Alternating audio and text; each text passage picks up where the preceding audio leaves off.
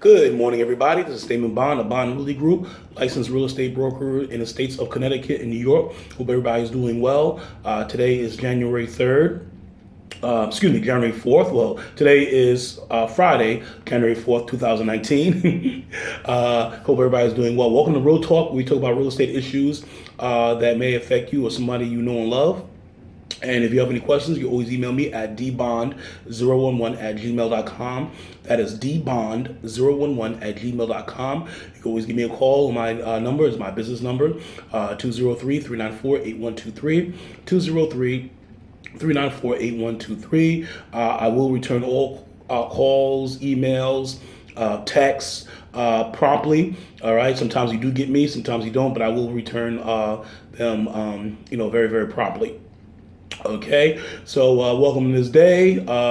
Yes, hope everybody's having a good New Year thus far. Hope everybody had a good Kwanzaa. If you were in the Kwanzaa or Christmas, whatever you may celebrate, hope everybody's doing good. And hope everybody will have a prosperous New Year, and a prosperous New Year indeed you shall have. All right, today I want to talk about something I saw. I don't remember where it was. It wasn't any publication. Maybe it was. It probably was a publication, some business publication, and it's about college debt. It's about debt, college debt, millennials in college debt, and it's something I know is very near and dear to me. It's something I know quite a bit about. In addition to real estate, I like to think I know something about real estate. But in any case, though. And the millennials in debt. And I can't tell you how many times I worked with, 20-somethings, people mid-20s, late 20s, sometimes even the early 30s, who the credit is good, right? There's no problem with the credit. They're very responsible with their money. They got some money socked away. But the problem with them obtaining a mortgage or anything, be it, something for... even if it's a, residential mortgage or even a commercial thing, one thing that hampers them is the fact they got all the student loan debt that they took out. And I want to talk about that for a minute because this ties into real estate so much because it prevents these people. They said, I can't get the house. I make money, but half that paycheck is going. I'm paying $1,100. That's a mortgage payment right there. $1,200. I know someone who's paying $1,400 in Sally Mae. That's a mortgage payment right there. And so you want to go into school and, you go 100,000, 160,000. If you go to any of the Ivy Leagues or the top tier one schools, so-called top tier one schools, that is, that could be astronomical. You would leave the school with 200,000, and that's for undergraduate degree. We're not even talking about if you decide to go into, any of the professional schools or graduate schools, medicine, dentistry, law, whatever it may be. So I want to spend some time talking about this. Now, a couple of things here. We view education like it was still the 1980s, 70s, 80s, and even 90s to some degree. And I often hear people use expressions like, education is an investment. On theory, I agree with that, but people who say that usually equate it to some monetary gains, okay? I hear the expression of like, you want to get accepted to a good school. And I understand where they're coming from, and but sometimes they speak out of turn without exactly knowing what they're saying. All right, so let's address those 2 points briefly. We're gonna move on from there. All right, number one, let me address the last one first. All right, in terms of good school, any college, university that's accredited is a good school. It all depends on what you want to major in. So there's certain schools that are are notorious for very good programs compared to other schools, so that's the first thing. The second thing is, in terms of investment, yes, it's true. If you have a college degree, you only you have about roughly, this is what stats showed from, a couple of years ago, that you have an 8% chance of being in poverty. So if you have a college degree, your chance of being in poverty is only 8% compared to non-college degree. All right, so that's true, right? And by no means stretch imagination. And I'm not saying do not go to college. Of course, go to college, right? But just be smart about it. Just like when we buying a house, right? We're smart about it. Now, I don't know about you, but I would love to have a house, nice big house in Greenwich. All right, Connecticut. I would love to have a nice big house in Scarsdale, New York. I would. These are very nice areas, very posh homes, very good places. I would like to have these things. Get my hot cocoa here. I love that as places, but realistically, I couldn't. I can't. All right. Number one, even if I could afford the house, I can't afford the taxes on those things, per year. The maintenance, the upkeep. All right. Same thing with a vehicle. I would love to have a BMW or Porsche. I have an affinity with German cars. I would love to have a BMW and Porsche. And let's say I'm able to actually make the payments barely for a Porsche or a BMW. Right, the maintenance on those things, is ridiculous. You have to worry about certain things. You have to worry about, using premium fuel and all this and all that other business here. Okay, got to pamper a certain way, and that's the stuff that I cannot afford. All right, or nor do I want to afford. So with our education, we need to do the same thing. We need to be smart about it, because let me tell you something. Going to school, paying all that money in debt is not, just to get a job, 9 to 5, work for somebody else for 40 years, ain't a very wise move, in my humble opinion. All right. So, and if you're a young person, right, because I have young people watch this. When I say young people, I'm talking about seniors in high school, 17, 18-year-olds, right? We have college freshmen who watch this broadcast, right? 19, 20 years old, thinking about this. We got people who just graduated. We got parents who watch this. We got grandparents. We got people who either themselves are going to college, all right, or they have someone close to them who is going to college, right? A son or daughter or a sibling or whatever it is. And the thing is this, I don't want you to break the bank for doing this. There's other ways. Now, here's the thing. If you have money, if you are a trust fund baby, if you are any of the above things, if your money is tight, if your money is right, I should say, if your money is right, this does not obviously apply to you. All right. So God bless you. Do what you want to do. Go to Harvard, go to Yale, go to Brown, go to Stanford, major in philosophy and that's fine. Right. But for those of us who are poor, not poor, I'm just saying, but for those of us who have a more limited budget, right, we need to think twice about what we do. So this applies for both of us, right? So let's say you got a partial scholarship or no scholarship, right? There are other alternatives. If you live in New York City, New York State, particularly New York City, you go to one of the SUNY and CUNY schools, right? City University of New York and State University of New York, where you get the same education as you could at a St. John's or Fordham. Think about that for a minute, all right?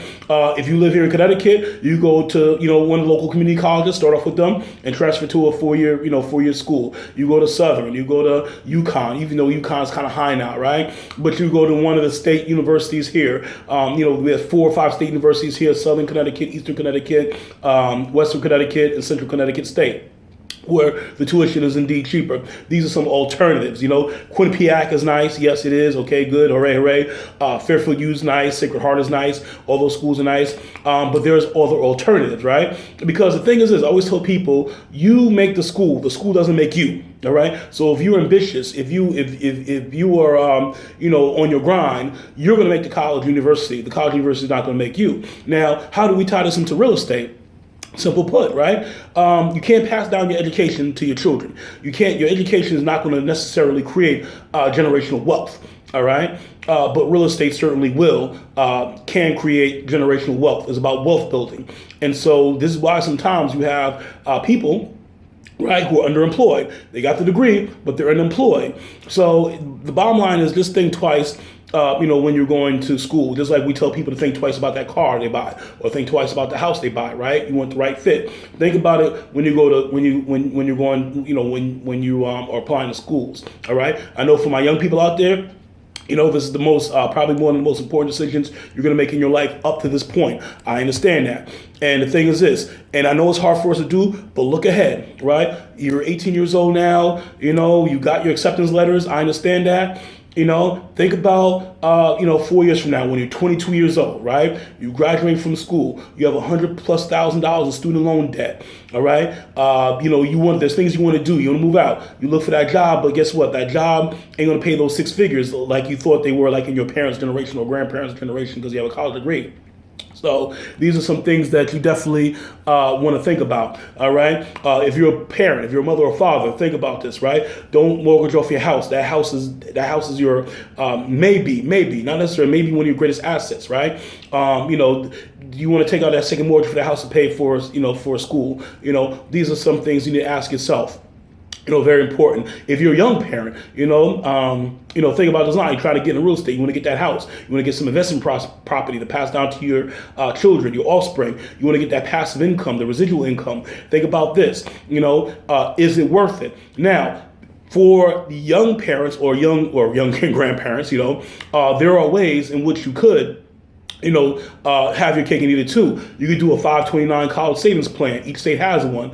Some states are better than others. I won't say because I'm not a financial expert in any shape or form. I only know the basics. I know arithmetic and not calculus. So yeah, but I will tell you 529 saving plans. So let's say you want to do your thing.